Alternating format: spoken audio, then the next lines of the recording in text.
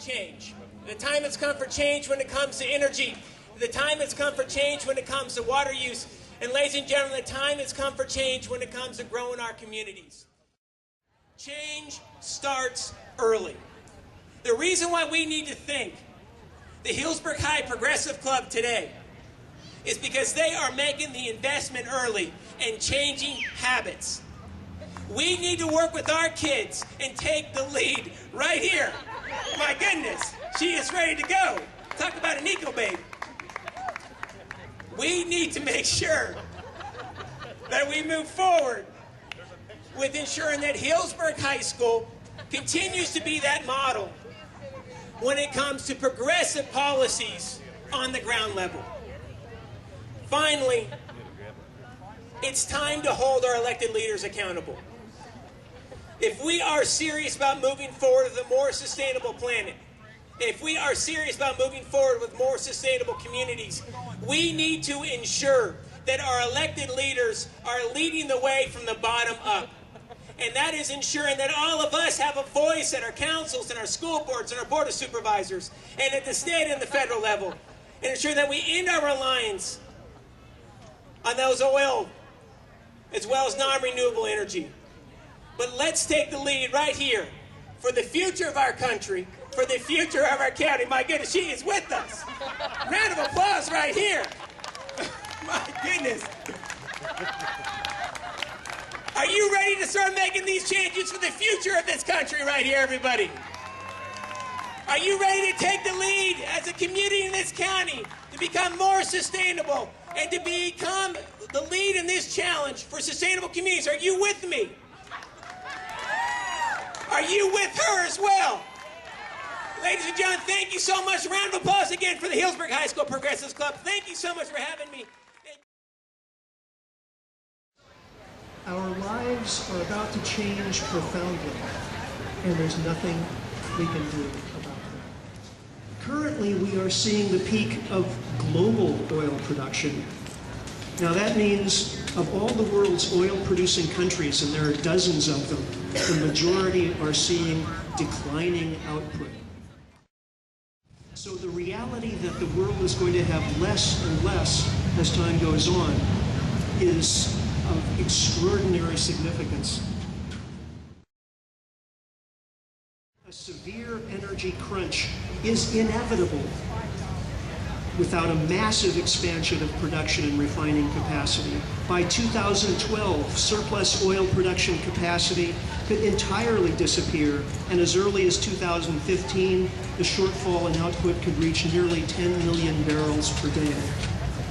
Now this is a bright, blinking warning light on the dashboard of the nation, and yet virtually none of us is aware of it. You know, energy is not just a part of the economy, energy is the economy. Without energy, nothing happens. Without oil, the trucks, the cars, the planes stop moving. Without electricity, the lights go out.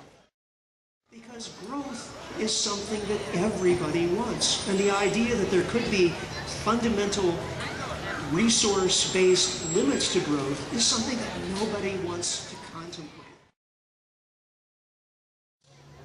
But what we can do is learn to live in a non-growing economy.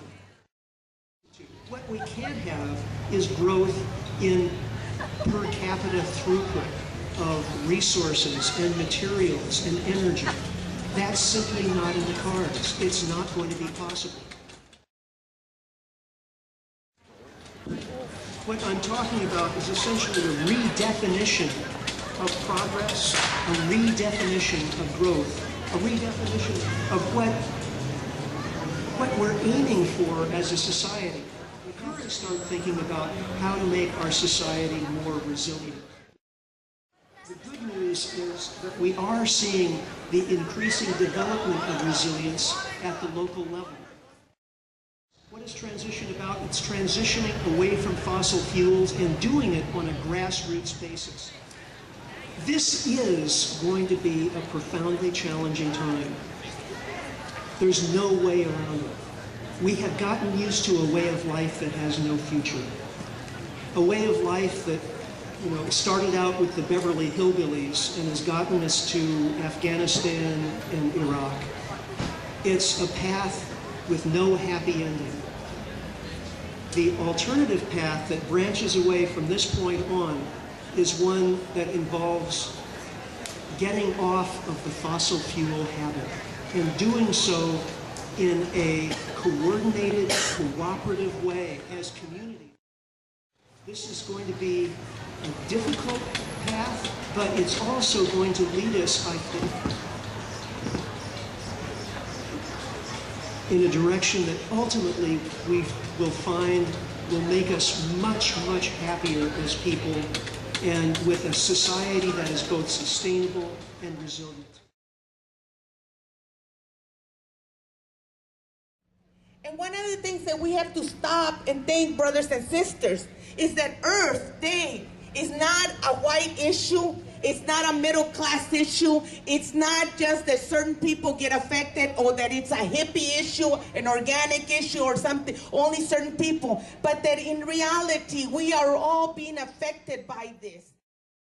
This is something where all of us have to come together and organize and try to realize that we have to save this planet, but we got to do it through education, to trying to break barriers that normally would not be broken. Really important, brothers and sisters, is for us to start ourselves breaking barriers, start asking each other, how can we help each other? Because it's only through unity, brothers and sisters, that we are going to have this power to be able to have some change in this system. Brothers and sisters, I thank you very much for coming here because, you being here also means that you are willing to have more knowledge, to understand, to try to make this a better planet. And I thank you so very much for coming today. Thank you. Yeah!